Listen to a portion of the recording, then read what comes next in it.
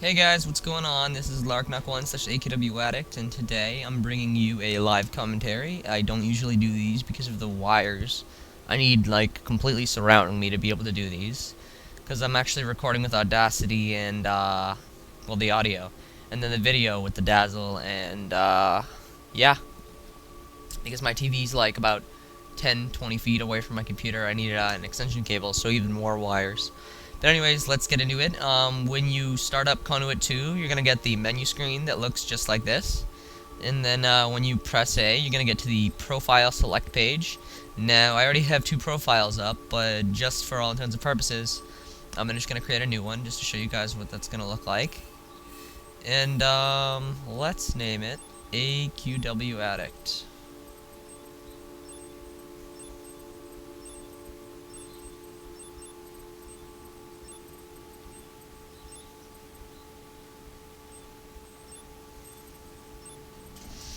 Okay, so there we go. Once you actually start it, you're going to be able to either start the campaign, you're going to be able to hop into split screen where you can play either invasion mode, which is really fun, or just split screen like multiplayer, etc.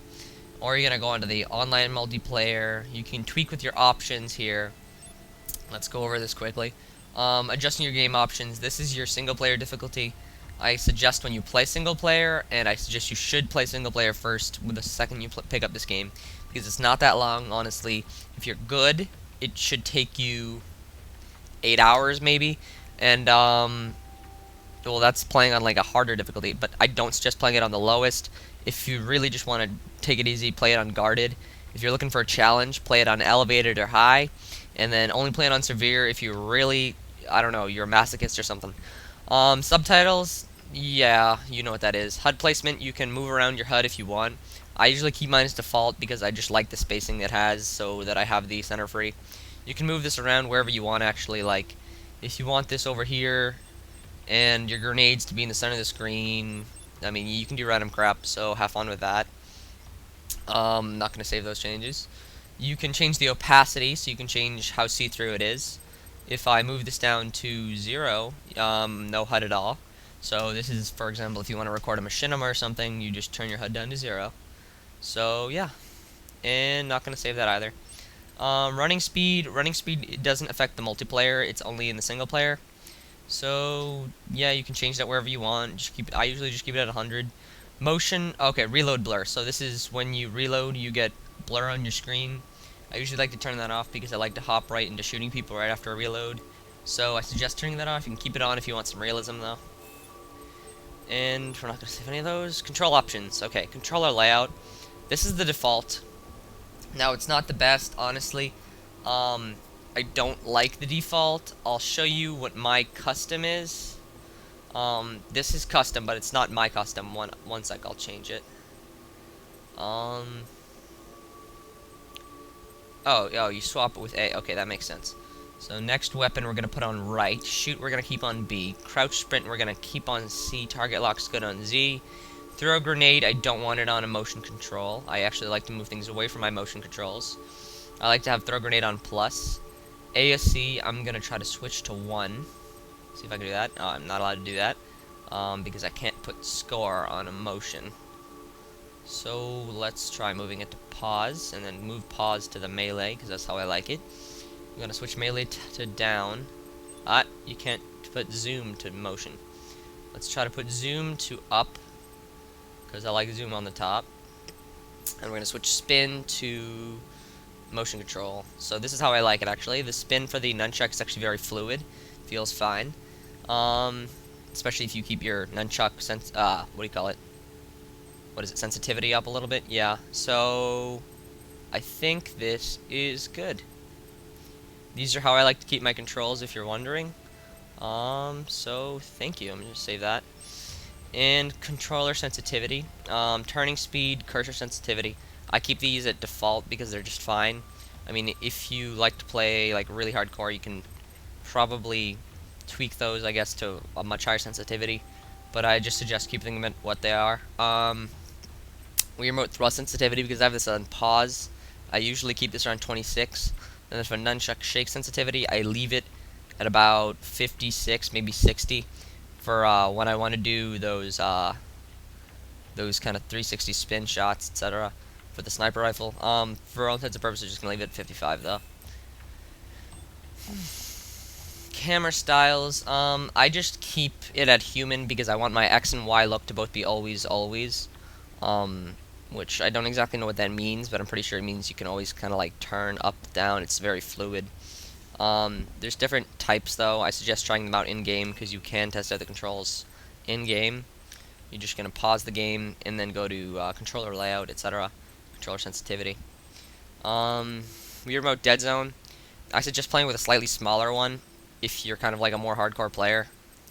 I'm pretty sure I play with something like this. Slightly smaller. Still gives me some space to shoot guys though. A window to shoot. So it's good. Auto center cursor. This doesn't really matter at all.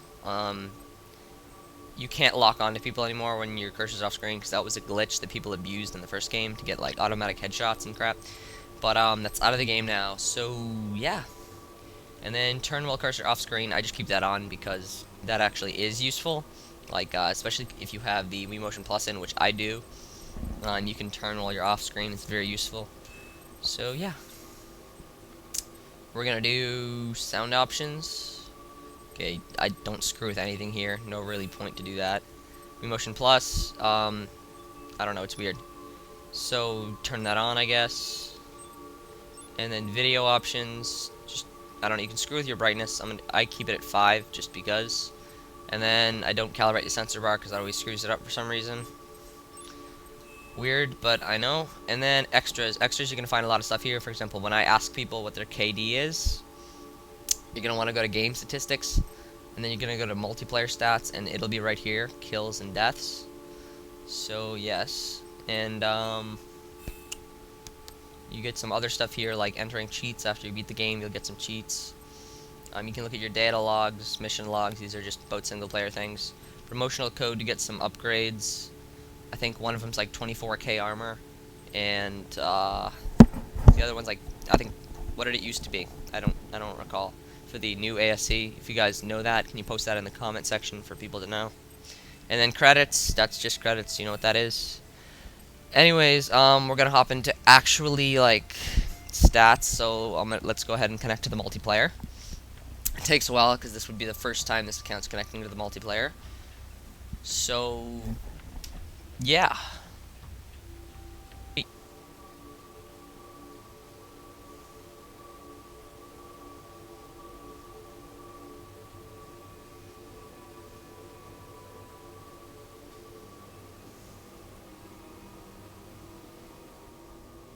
Okay, once you connect to online multiplayer, it's gonna look a little something like this. You're gonna have options where you can customize all the stuff again. Headset options, if you have the headset plugged in, you just click that button and you change it to on every time. Always make sure you have your mic on. To create a custom game, you'll just go ahead and click that. Matchmaking that, it's pretty easy. Like, you just have a couple options here. Pretty simple. It's not that, like, crazy. And then, you vote on the matches and game type you want, so it's kind of like Halo in that regard. I'm gonna open up the profile. This profile has nothing on it. This is what your profile is gonna look like when you first start. You're gonna have, I think, 4 guns. Let me just check. Yeah, you only start out with the SPAS and the SCAR for primaries. For secondaries, you only get the MP5K and the USP 45. Primary upgrades, you're just gonna get ballistics focus. Secondary, you're gonna start out with nothing. So,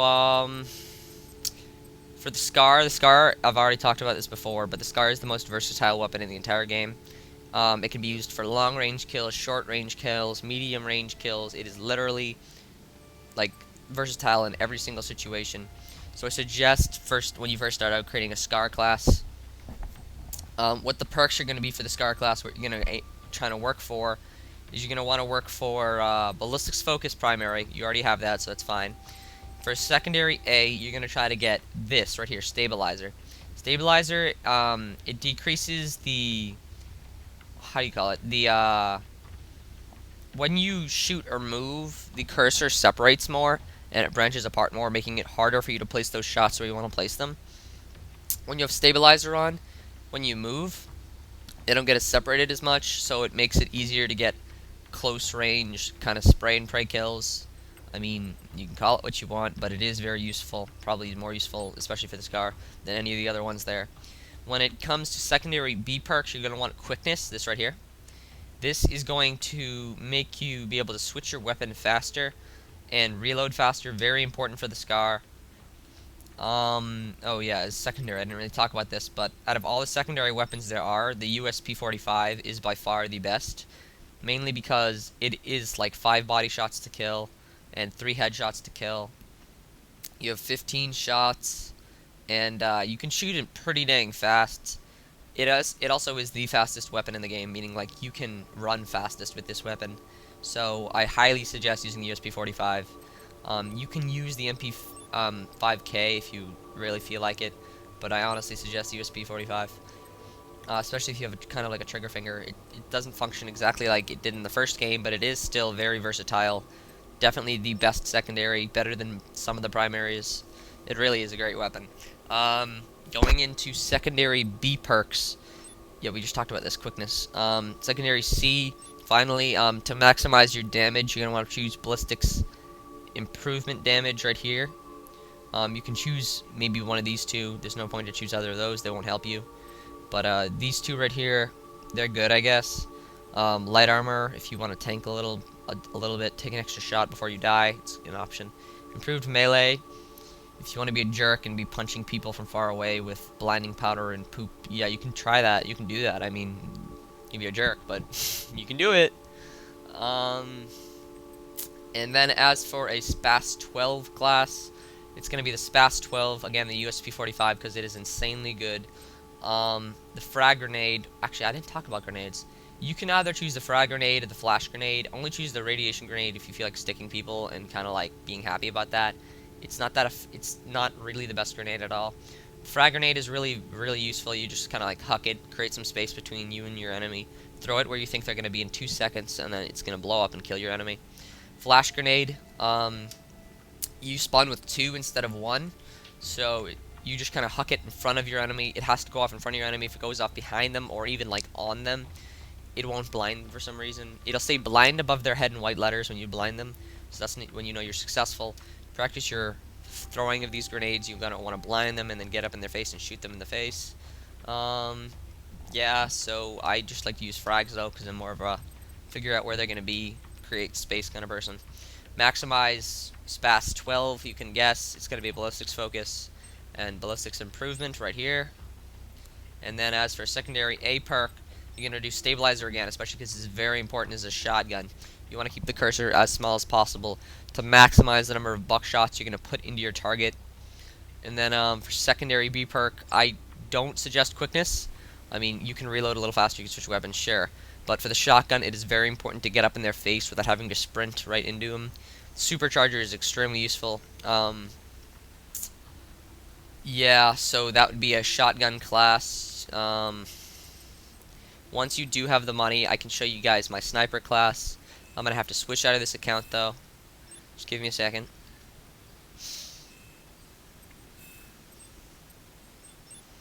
So I'm connecting the multiplayer with my normal, usual level 60 account.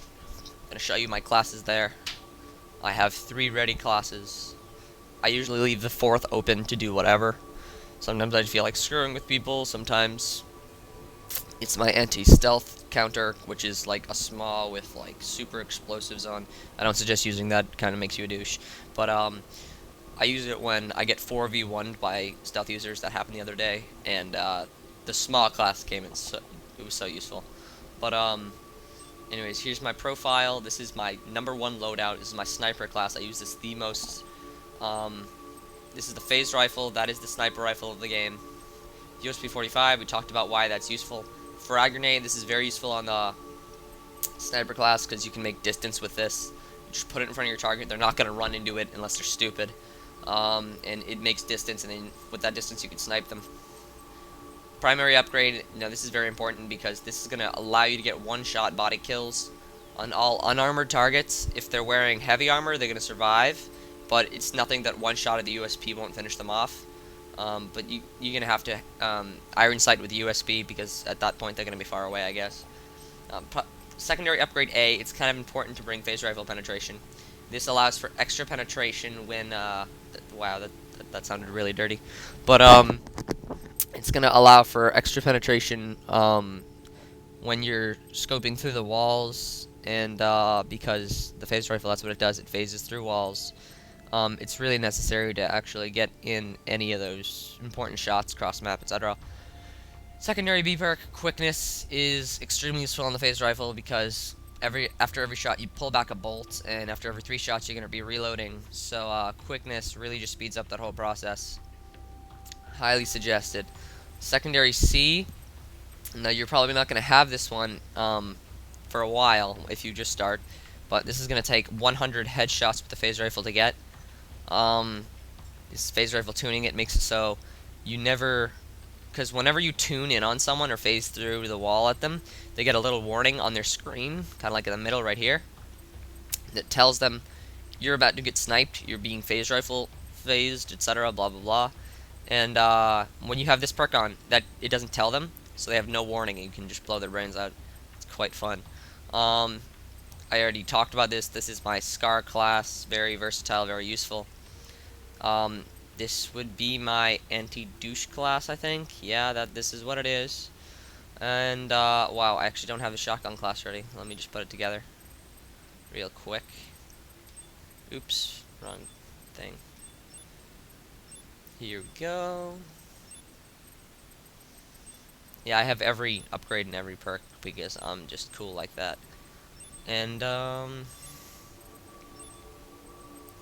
yeah, so that is the shotgun class. Again, phase rifle, Scar, shotgun, very useful. You can try other classes. I just know these 3 work very well. I'm not going to suggest anything else, because it is a perk system. You guys can come up with your own kind of stuff.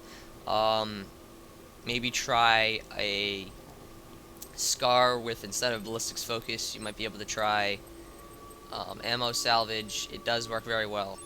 You get a lot of grenades to create more distance, super useful. I think I got a Reign of Terror with this once. So, yeah. Now I'm going to talk about actually, well, you can customize your model, I guess. Like, this isn't that important to newbies, but, you can customize different stuff for, your guy. It's not that important. You can change your color for secondary and primary for each of the things. You got different models, too. I mean, it's not all that important, but yeah. But for you guys, I honestly suggest that when you first start playing Conduit 2, you play the single player. It's enormously important to play the single player because you can unlock a lot of perks and upgrades that you'd otherwise have to work for in the multiplayer.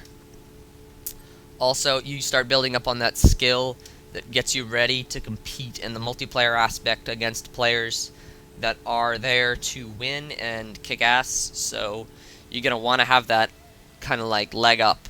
It's very important. Also, when you finish the single player, you're probably gonna have about 56,000 credits, maybe a little more. That's what I had. And when you have 56,000 credits, you can go into the multiplayer and you can spend them on the perks that I was talking about today. Create those basic classes, get in there and kick ass. Anyways, last video I was talking about how we were going to have a comment contest, and the comment contest is actually very simple. You just leave a comment on this video, and I will choose one completely randomly. But to leave this comment and win this contest, first of all, let me explain what is being given out. Since the release of the game, I made these like assortment of files, etc. For every single gun in Conduit 2, and it displays the damages of every gun in a 4x4 chart, so that's 16 slots per gun, or even more if headshots were included. And it counted off the number of shots required to kill, given a certain set of attack perks versus defense perks. And I'm going to put the chart up for the Scar on the screen now. So enjoy that. That's going to be the freebie.